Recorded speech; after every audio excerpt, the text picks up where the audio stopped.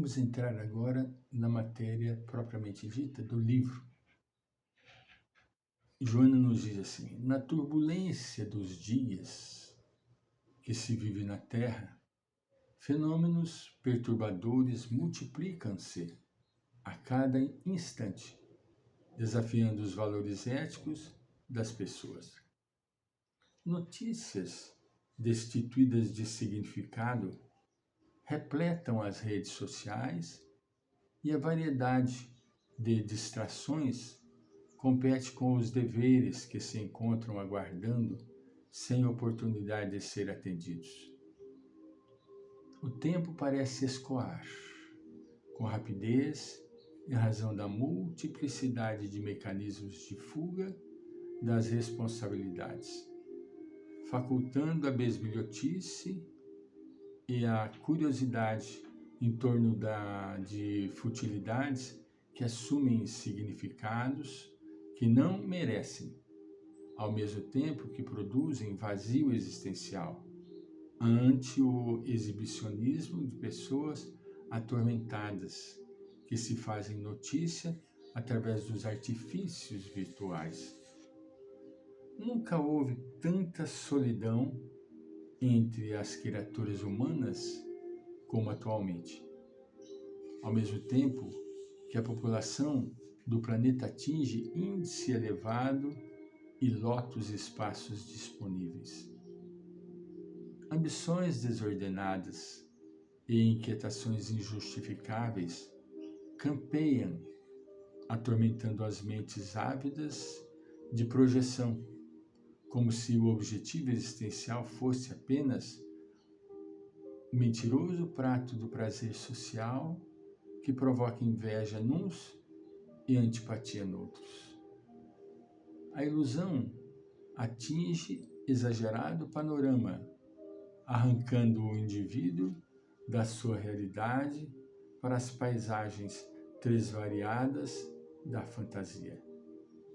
Tem-se a impressão de que somente o sonho do ter e do poder proporciona bem-estar, mesmo que dispare o gatilho interno da insatisfação e do medo de não poder gozar indefinidamente. Olha que tristeza.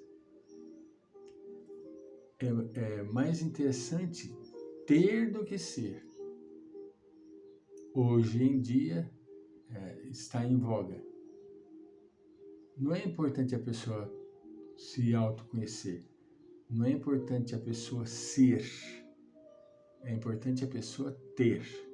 Quanto mais eu tenho poder, quanto mais eu tenho posse, quanto mais eu possuo, mais eu me posiciono diante da vida.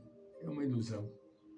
As exigências da moderna tecnologia impuseram o comportamento da velocidade, a fim de serem apreciadas todas as contribuições da comunicação virtual, impedindo-se, de certo modo, o aprofundamento das questões normais da existência. Impuseram-se novos padrões de conduta e, de alguma forma, a robotização do ser humano tem se feito automaticamente. Com essa automação, os sentimentos de amor, de solidariedade, de ternura e de caridade, assim como outros, têm ficado à margem, a prejuízo do desenvolvimento emocional, enriquecido de compreensão da finalidade da vida, tanto quanto das suas reais necessidades. A valorização do corpo, da sua aparência, num culto extravagante e muitas vezes patológico, vem substituindo os impositivos profundos do ser, cada vez mais exigente do ego. Se nós não conseguirmos despertar, não conseguirmos perceber que o ego deve ser submisso ao eu, nós sofreremos. Nossa, Francisco, mas como que nós conseguiríamos distinguir e separar a postura do ego e a postura do eu? Meu caríssimo, isso essa pergunta que eu fiz, uma pergunta até infantil, mas me perdoem. O ego é tudo que é do egocentrismo, tudo que é do egoísmo. O eu é o transcendental, é o self. Quem dirige e deverá sempre dirigir a nossa vida é o eu, é o self. Isso é muito importante que a gente tenha como meta na nossa vida. Quem deve dirigir, quem deve coordenar, quem deve dar as decisões é o eu. Né?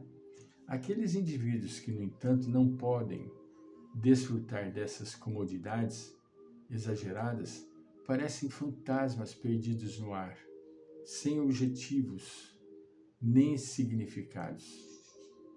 Como consequência desses fenômenos, aumentam os tormentos emocionais e as suas estruturas, muito frágeis, cedem lugar ao transtorno depressivo em alguns, enquanto noutros assulam os mecanismos da violência. É uma pena. Uma pena.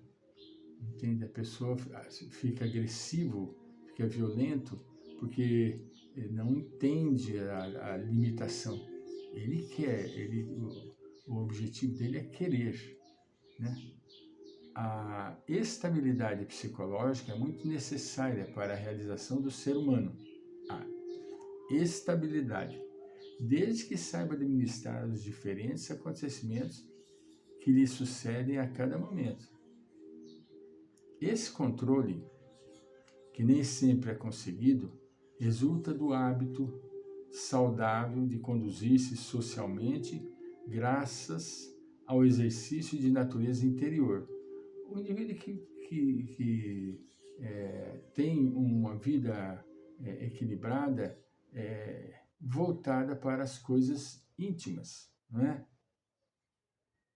A criatura humana é o conjunto dos seus comportamentos, que se transformam em mecanismos de sustentação da sua existência.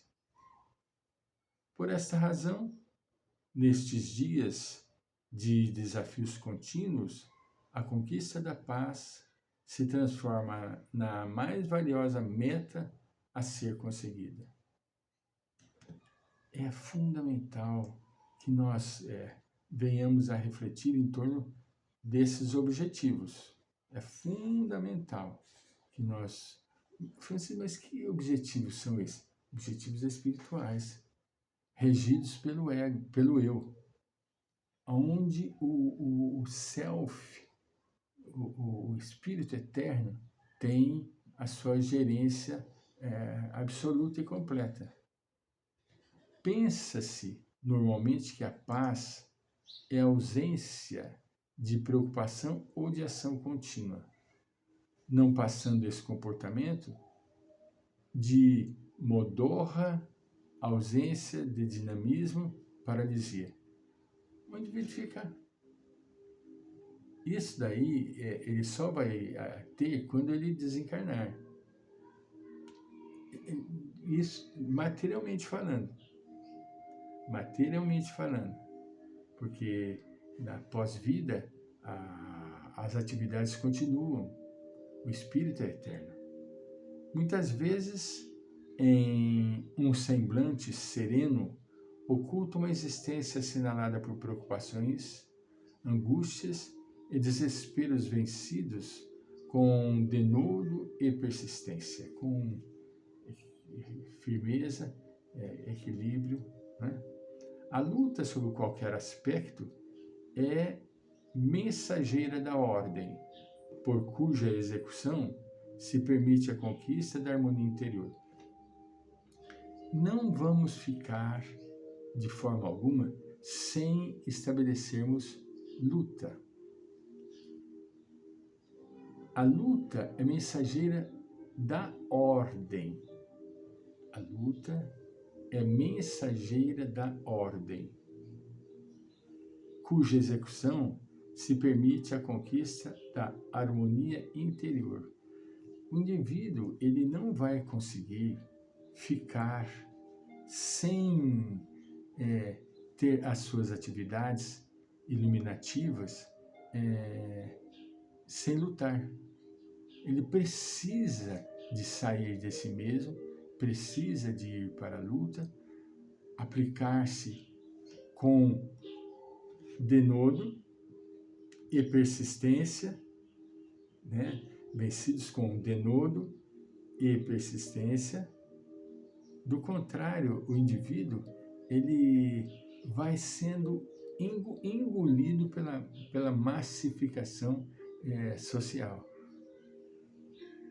E ninguém quer isso. Ninguém quer isso. Ah, Francisco, mas será que não existem pessoas que se sentem bem nesse tipo de projeto? Claro que tem. Só que são pessoas desequilibradas, desajustadas, desalinhadas com a própria vida. Voltamos.